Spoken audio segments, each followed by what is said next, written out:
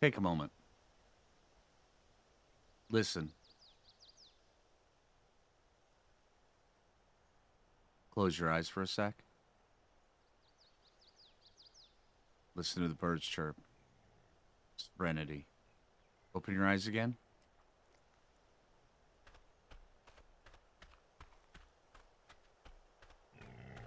Feel that? You see that?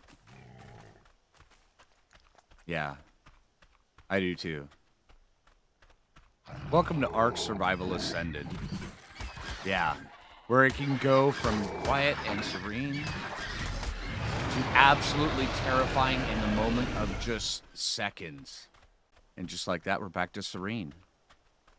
See, this is kind of immersion I think is lost on a lot of games nowadays. But this game right here, it's alive and well. The level of immersion that you can absolutely get wrapped up in this game. Sometimes we just need to sit and listen. Yeah, that's really cool. All right, but hey, I'm Flinger, and today we're going to be talking about what would I do if I were to start Ark today? Because I am a longtime Ark player. I have played ever since the game very first came out. I have enjoyed the game quite a bit. I've been doing content for this game for over 10 years at this point. So, I mean, I've been through a lot. I've done a lot. I beat just about every single thing that you possibly can in Ark Survival Evolved and also Ark Survival Ascended. So, I mean, when it comes around to it, if I were to just start the game, and by the way, I'm kind of jealous of you right now if this is you.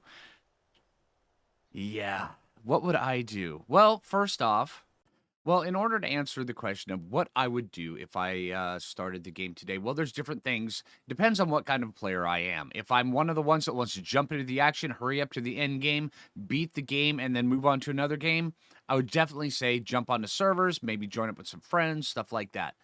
If you're the one that wants to jump in, have a game that you can just kind of call your own and where you have this little world that is your pocket little world that you can get away from, your everyday life from. I would recommend either, once again, playing on servers with friends, long-lasting servers, because you want to be able to stay away, or definitely single-player game.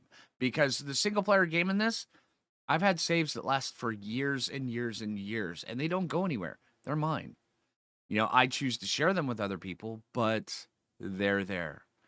Now, yeah, if you're the kind of person that wants to go to work, come home, play a little bit, and then just, yeah, build up an amazing thing, I would once again recommend start off in single player. And when you start off in single player, well, there's a couple different things. You are not starved for choice. That is one thing when it comes around to Ark Survival Ascended and Ark Survival Evolved. With it being a sandbox game, there is a ton of choice because that's the nature of what these games are. If there's no choice, then it's not really a sandbox. I mean, and each one of these worlds is a complete sandbox. Now, if you played you purchased the Ark Survival Ascended, then you're going to have access to all of these except for maybe Lost Colony. That's an additional one. You're going to have access to all of these ones right here because these are free except for Astraeus, because Lost Colony and Astraeus are paid for. But I would recommend, instead of looking at all this and going, oh, well, which one do I do? This is all kind of confusing. Go with the island. The island. The island is, if you're going to start out in the game, always start out on the island. Because when it all comes down to at the end of the day, I should say, the game is the island. Everything else is an expansion to it. So if you're going to start on the island. And when you start on the island, you're going to be lost and lonely and cold, wet, whatever. Now, there's going to be a huge, massive world. One of the things I would recommend you do is open up the map, find out exactly where you are, and then decide what looks cool. Honestly, that's it. That's what I would go with. There are a bunch of beginner's guides. Matter of fact, I will link a couple of them here on the screen. So if you need to know exactly how to play all the ins and outs of them, they're both there. So yeah, you have access to those. Also, I do a bunch of basics on all the different dinosaurs you have, because in a land of dinosaurs, there is, I mean, come on, you're going to be riding them. That's one of the main reasons to play this game. Now, how you go into the island is going to be determined by a couple different things. One, are first you have to ask yourself, are you the kind of player that wants to jump directly to the end of the game, experience the game and move on?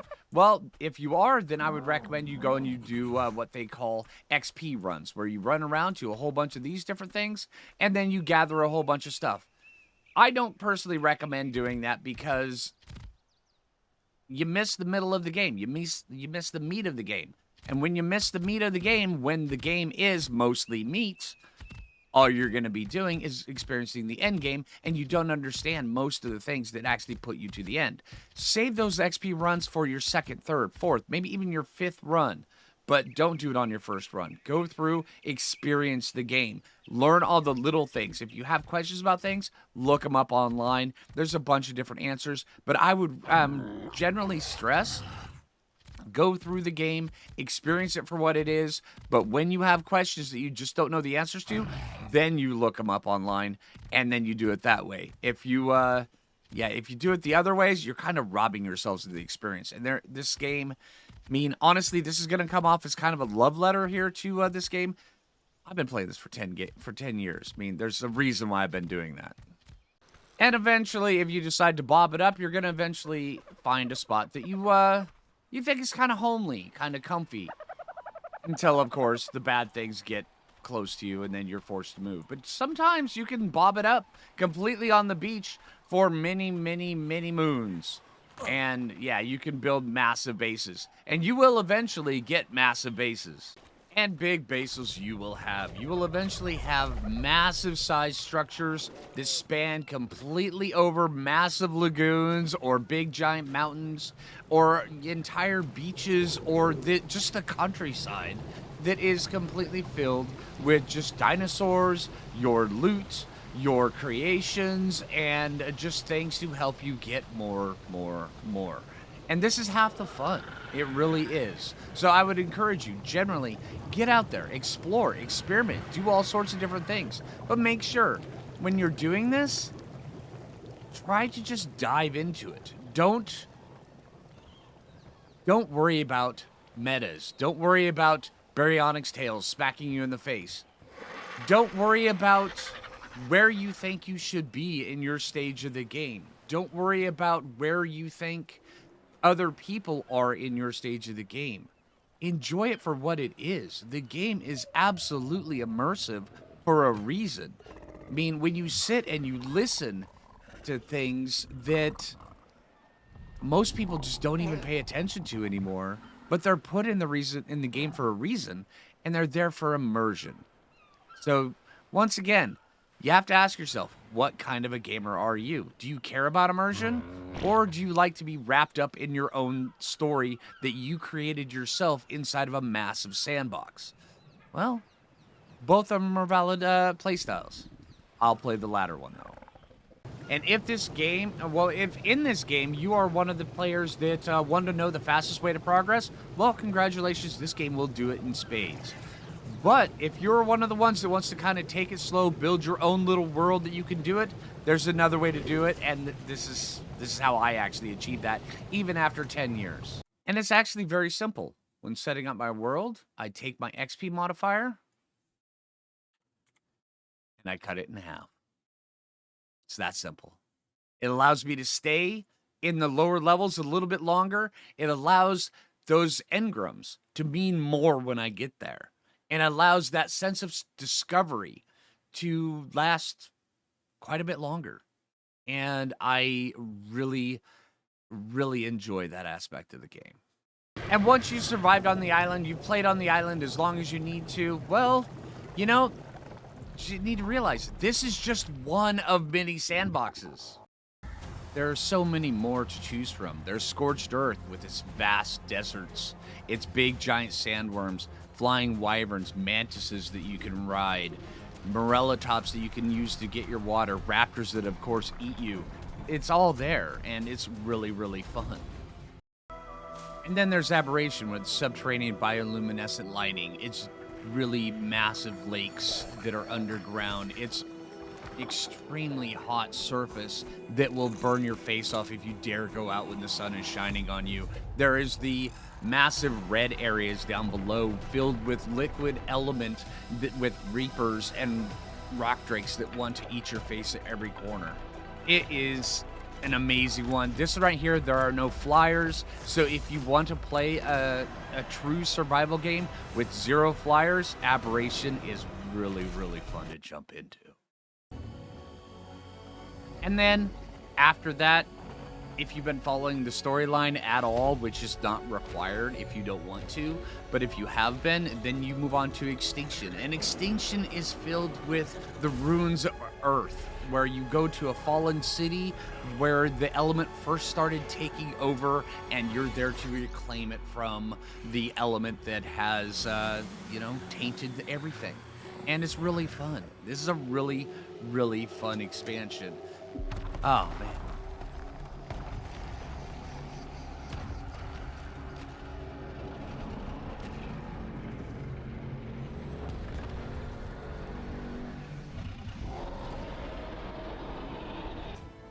And whether or not you beat the bosses on any of these maps, well, that's for you to decide if it's important or not. I mean, don't let anybody else tell you whether or not it's important to beat them. Because, granted, I mean, a lot of people do, but a lot of people don't. And, I mean, yeah, it does unlock some certain things, but then again, if you're just there to enjoy your gameplay, who cares if you need tech? I mean, really, who does? Yeah, and then after you go through the Extinction, then we go on to Lost Colony. Lost Colony is the other side of the Earth in a frozen wasteland that has been raised up by the Lost King, and you have to overthrow him, and there's a bunch of really cool new stuff on here, and honestly, this is a really fun playthrough. I would recommend you play it with an existing character that you transfer here. That would be really fun, and if you do it on single player, you can generally make a pretty good, character on, say, like, the island and bring him over, and it'll work out really well for you. I think that would be a really fun way of experiencing this. And if you're currently playing Ark Survival Evolved, you have access to Genesis 1, which Ark Ascended doesn't have it yet, but we will be having it soon. And honestly, it looks really good. I hope that they keep a lot of the same things when it comes around to adding it into Ark Survival Ascended. But if you want to play this is actually a really cheap deal that you can usually get on sale on Steam for Ark Survival Evolved, where you can just experience it before it comes out. Or you can wait, just like a lot of other people are, and no harm, no foul, and it's gonna be fun. They're promising a whole bunch of new additions to it, a whole bunch of new things that can come out on it, and honestly, I'm really looking forward to it, and this one right here should be a lot of fun. And then, of course, Genesis 2, where it all ends for the most part. Ah, man, Genesis 2 was the culmination. I remember way back in the day when Genesis 2 came out, and it was like, yeah, the end of the Ark saga. Yeah, man. There's a lot of really cool stuff on there. You get Striders, you get Maywings, and all sorts of things. And also, there is all sorts of different things that you can grab from all of these different maps, and you can bring them into your gameplay that you want. You don't have to play these in like they're in some sort of like capsule. Yeah, say if you're on the island and you want, a mantis, you can take your character to Scorched Earth, grab a mantis, and bring it over to the island and play with it. In single player, on servers, you can do this as well. There is so many different ways that you can experience this. If you want a wyvern on, say, Lost Colony, you can have it. All you have to do is grab it and bring it over. That's really it. Or you can experience it in the story mode ways, where there's all sorts of different ways of, say if you have to go through, you have to beat, say, like the island on whichever difficulty you feel comfortable with. I've done this one a lot. This one right here is really near and dear to my, how I play. I enjoy playing the island quite a bit. Go through, I'll beat it, I'll beat the bosses there. You don't have to. Don't feel any pressure to do that by what I'm saying. And then go through and then play Scorched Earth after that one, because it's the next one. And then, Aberration after that, and then Extinction, and then, Lost Colony. All that. Do it in that order, or you can do it however you want to. It's your sandbox. Now, I know a lot of people probably came here expecting me to be like, hey, here's some tips and tricks, here's some all sorts of other things. But no, this game is a fun, immersive game. And I think a lot of players, while they still hold on to the point that has been kept for many years that, you know, the game is fun. But there is just a certain magic that if you let the game take hold of you, it will. If you let yourself get immersed in this game, you can. Now, I've been playing this game for a long, long time.